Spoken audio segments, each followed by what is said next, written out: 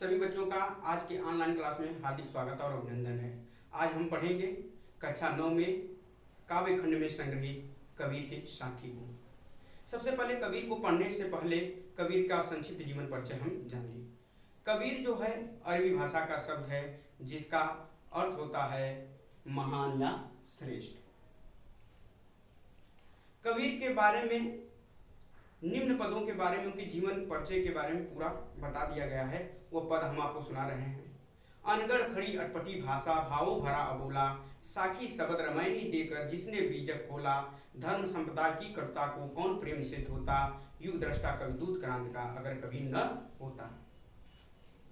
तो कह रहा है कि कबीर की जो भाषा थी वह अनगढ़ खरी थी, अटपटी भाषा थी, यानी कि उनकी भाषा, वो पढ़े लिखे नहीं थे। उन्होंने स्वयं स्वीकार किया है कि मसी कागज छुओ नहीं, कलम गहो नहीं हाथ, अर्थात वह पढ़े लिखे नहीं थे। वह जैसे बोलते थे उनके शिष्य उसी को लिपिबद्ध कर देते थे। अनगढ़ खड़ी अटपटी भाषा, भाव भरा बोला, लेकिन फिर भी उनके जो पद हैं या उनके जितने भी दोहे हैं वो भावों से भरा हुआ है। साखी शब्द रमैनी देकर जिसने बीजक खोला, साखी शब्द रमैनी जो इनकी रचनाएं हैं और यह जो है बीजक में संग्रहित हैं। साखी शब्द रमैनी देकर जिसने बीजक खोला, धर्म संपदा की कटुता को कौन प्रेम से धोता। कबीर जो थे वह धार्मिक या धर्म सुधारक के रूप में भी हमारे सामने आते हैं। वह धर्मनिरपेक्ष थे, सभी धर्मों के लिए समान थे। तो उन्होंने हिंदुओं को भी फटकार लगाया, मुसलमानों को भी फटकार लगाते हैं। उन्होंने कहा कि पाहन पूजे हर मिले तो मैं पूजू पहाड़, ताते ये चाकी भली पीस खाए संसार। कह रहे हैं कि यदि पत्थर को पूजने से जो है भगवान मिलता तो मैं पहाड़ को पूजता। कह रहा उससे अच्छा तो ये चाकी है जो घर में जिसमें पीसा जाता है और सारे लोग उसके पीसे हुए जो सामग्री है उसको खाते हैं। मुसलमानों को फटकार लगाते हुए कहते हैं काकर पाथर जोड़कर मस्जिद ले बयाना। तो मुसलमानों पर भी वह जो है आरोप प्रत्यारोप जो है, जो हिंदू और मुसलमानों को किसी को छोड़ते नहीं हैं, दोनों को समान भाव से लेते हैं। इस प्रकार जो है उन्हें धर्म सुधारक भी कहते हैं। युग दृष्टा, अब युग दृष्टा क्यों कहा गया? वह अपने युग के एक नेता थे। जो भक्ति साहित्य की शुरुआत होती है, भक्ति साहित्य के जो है ज्ञानाश्रयी शाखा के सबसे महत्वपूर्ण हस्ताक्षर जो हैं वो कबीर हैं। कबीर से ही ज्ञानाश्रयी शाखा का जो है शुरुआत होती है। तो यह निर्गुण शाखा के प्रमुख संत कवि थे। अब देखते हैं कबीर के जीवन परिचय के बारे में। संवत 1455 साल गए, चंद्रवार एक ठाठ ठये, जेठ सुदी बरसायत को पूरन मासी तिथि प्रकट भये। कबीर के जीवन परिचय के बारे में बताया गया कि इनका जन्म जो है संवत 1455 अर्थात सन 1398 ईस्वी में काशी के लहरतारा में हुआ। जब इनके जीवन के बारे में हम अध्ययन करते हैं तो अनेक प्रकार की किंवदंतियां मिलती हैं।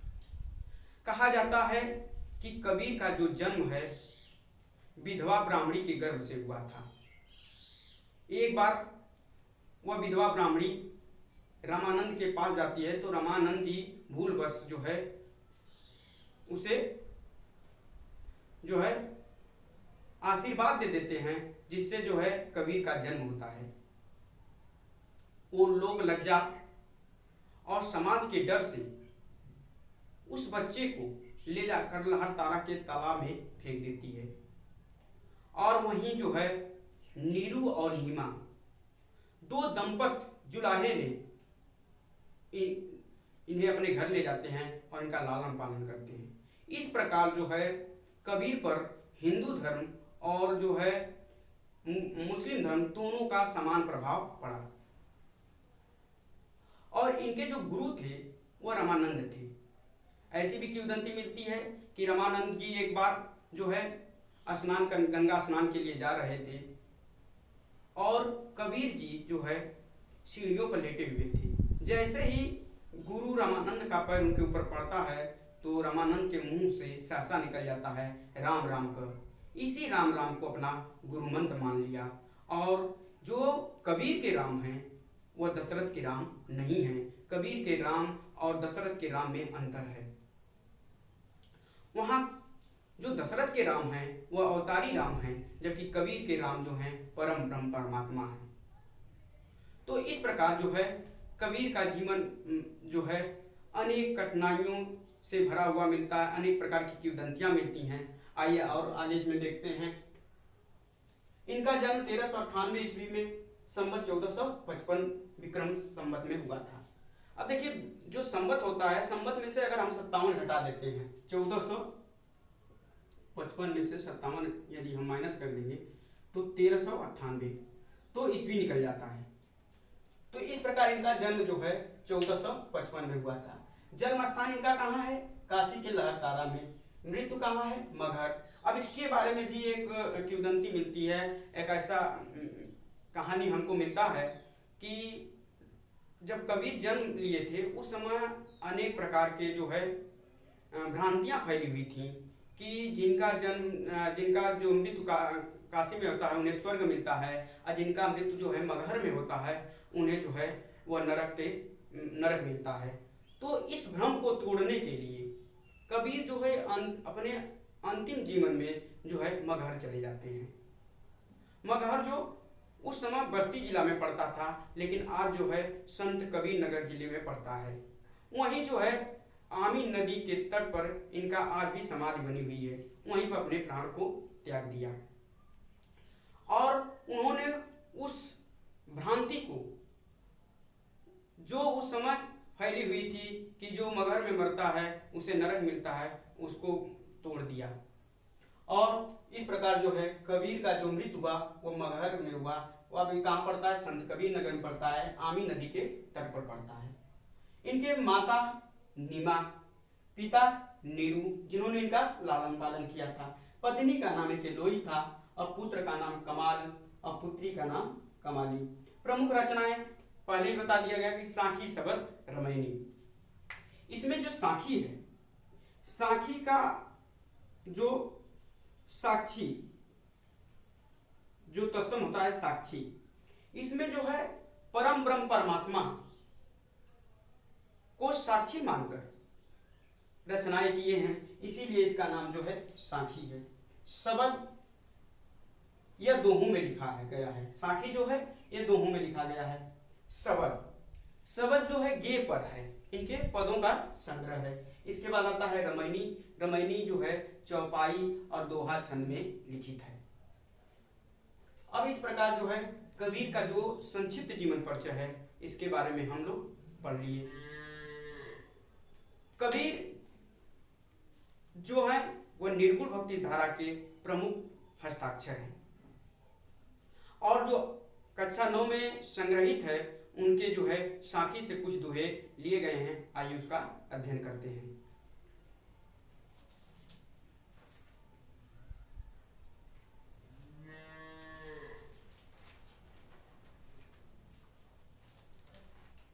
सतगुर हमसु रीझ कर एक कहा प्रसंग, बरसया बादल प्रेम का भीज गया सब अंग।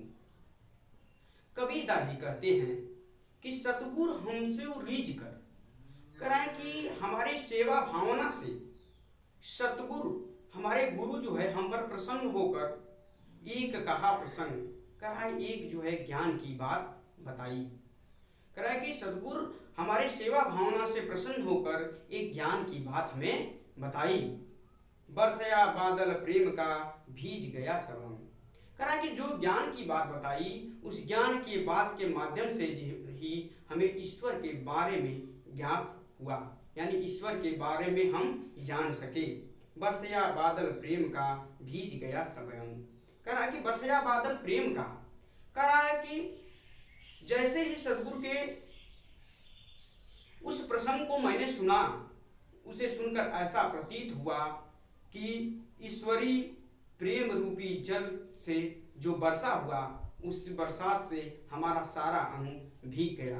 अर्थात कहने का तात्पर्य यह है कि गुरु के द्वारा जैसे ही हमें अंधकार से जो है प्रकाश की तरफ ले जाया गया, या ज्ञान की तरफ ले जाया गया, या हमारे अंदर ज्ञान को प्रवाहित किया गया, हमारा अंग जो है, हमारा पूरा जो शरीर है, हमारा जो आत्मा है, वह जो है चारों तरफ प्रकाश ही प्रकाश हो गया, अर्थात आनंद से पूरी तरह हमारा शरीर क्या हुआ, भीग गया। अब इसमें देखेंगे जो भाषा है इनकी, वह सदुकड़ी भाषा है। इनके भाषा के संदर्भ में कहा जाता है कि आचार्य रामचंद्र शुक्ल ने इनकी भाषा को सदुकड़ी भाषा कहा। सदुकड़ी भाषा क्योंकि ये पढ़े लिखे नहीं थे, इनकी भाषा जो थी कई भाषाओं का, जहाँ जाते थे वहाँ के शब्दों को यह ग्रहण कर लेते थे और उन्हीं के मेल से जो है यह अपने जो है काव्य सृजन में लगाते थे। तो इस प्रकार जो इनके भाषा को सदुकड़ी भाषा भी कहते हैं। श्याम सुंदर दास इनकी भाषा को पंचमेल खिचड़ी कहा। जिस प्रकार खिचड़ी में कई चीजें मिलाई जाती हैं, इसी प्रकार इनके भाषाओं में जो है कई भाषाओं का मेल दिखाई देता है। वहीं जो है हजारी प्रसाद द्विवेदी कहते हैं कि कबीर जो है भाषा के डिक्टेटर है या वाणी के डिक्टेटर हैं। डिक्टेटर माने होता है अधिनायक।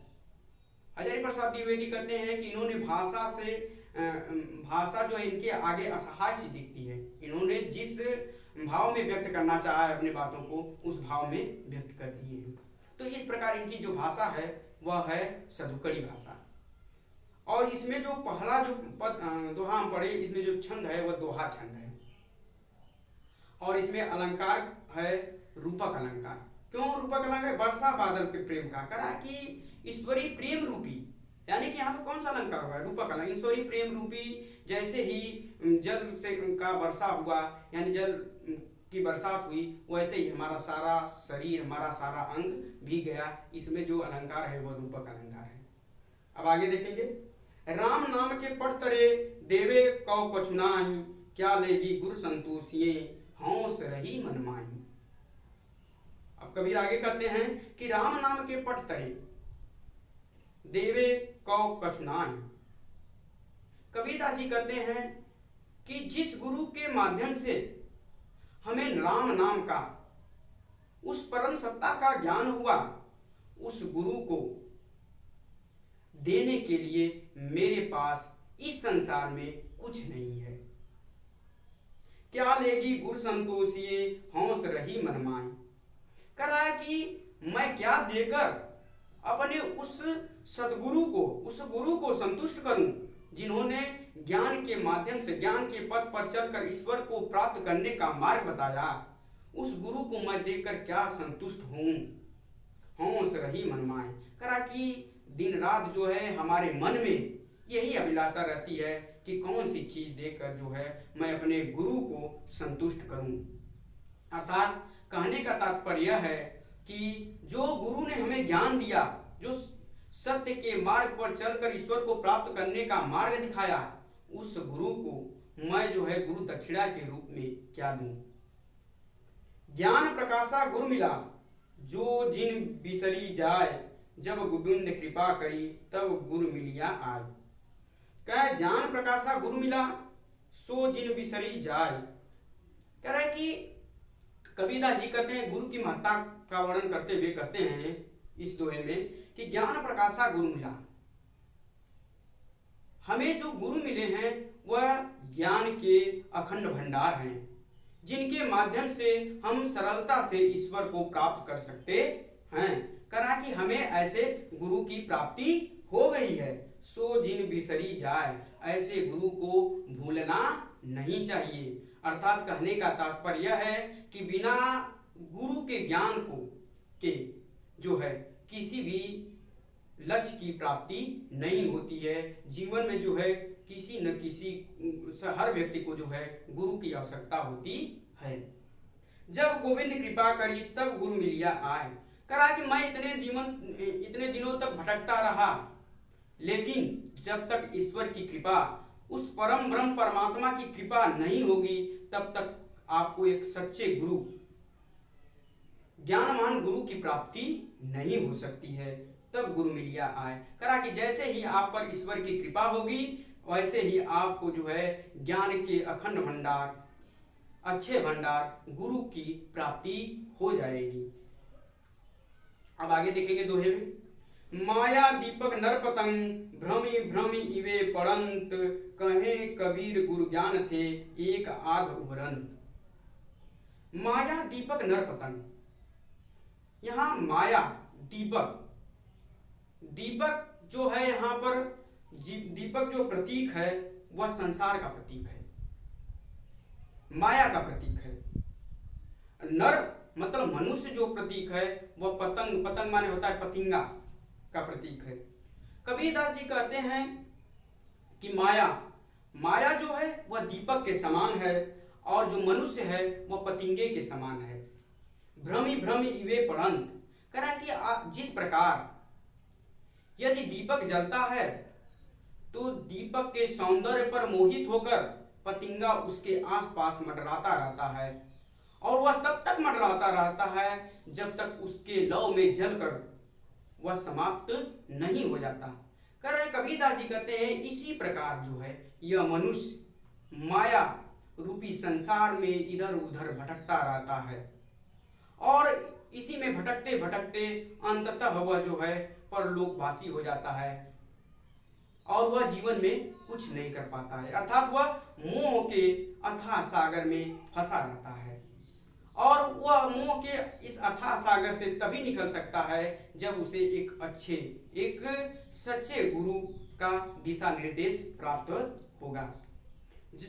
कहे कबीर गुरु ज्ञान थे एक आध उभरंत, कबीरदास जी कहते हैं कि एकाध व्यक्ति अर्थात बिरले लोग ऐसे होते हैं जो गुरु के ज्ञान को प्राप्त करके जो है इस माया रूपी संसार से क्या करते हैं, परे बाहर निकल जाते हैं और उस परम सत्ता को क्या करते हैं, प्राप्त कर लेते हैं, उस परम सत्ता को प्राप्त कर लेते हैं। कबीरदास जी ने कहा है कि मेरे जैसा कोई बिरला साधक ही ईश्वर को प्राप्त कर सकता है। यानी कि आप समझ सकते हैं कि कबीर जैसा बड़ा संत महात्मा ऐसा कहता है कि मेरे जैसा बिरला साधक ही ईश्वर को प्राप्त कर सकता है। तो इससे यह स्पष्ट होता है कि यदि ईश्वर को प्राप्त करना है तो एक सच्चे गुरु की आवश्यकता होगी और उस गुरु के बताए हुए मार्ग पर आपको चलकर ही आप उस परम सत्ता तक पहुंच सकते हैं। अब आगे देखेंगे पद को। जब मैं था तब गुरु नहीं, अब गुरु हैं हम नहीं। कह रहा है कि जब मैं था तब गुरु नहीं। गुरु का यहाँ जो प्रतीक है वह ज्ञान से प्रतीक है, ज्ञान है। कह रहा है जब मैं माने होता है घमंड, अहम। कह रहा है कि जब तक मेरे अंदर अहम था, अहंकार था, तब गुरु नहीं, तब तक जो है गुरु का ज्ञान जो है हमारे हृदय में आत्मसात नहीं हुआ, तब तक ज्ञान जो है हमारे अंदर नहीं आया। अब गुरु हैं हम नहीं। कह रहे जैसे ही गुरु के द्वारा दिया हुआ ज्ञान हमारे मन मस्तिष्क पर असर किया, हमारे हृदय में उसको आत्मसात किए, वैसे ही हमारे अंदर जो अहम था वह समाप्त हो गया। जो ज्ञानी पुरुष होता है, जिसके पास ज्ञान होता है, वह ज्ञानी पुरुष जो है अहंकार को खो देता है, यानी कि उसका अहंकार क्या होता है, समाप्त हो जाता है। प्यारे बच्चों, आपने देखा होगा कि जब किसी वृक्ष पर फल लगते हैं तो फल लगते ही वह वृक्ष नीचे की तरफ झुक जाता है। उसे अहम नहीं रहता कि मेरे फल को लोग क्या करेंगे, खाएंगे, मेरे फल को तोड़ेंगे, मेरे फल पर ही पत्थर मारेंगे, लेकिन वह जो है बड़े सरलता से, विनम्रता से वह झुक जाता है। इसीलिए प्रत्येक ज्ञानी प्राणी का यह कर्तव्य होता है कि जिसमें जितना ज्ञान होता है वह इतना ही विनम्र होता है, सरल होता है। जब मैं था तब गुरु नहीं, अब गुरु हैं हम नहीं।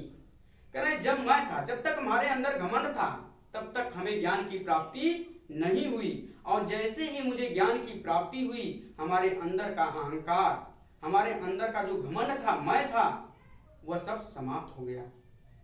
प्रेम गली अति साकरी तामे दो न समाय।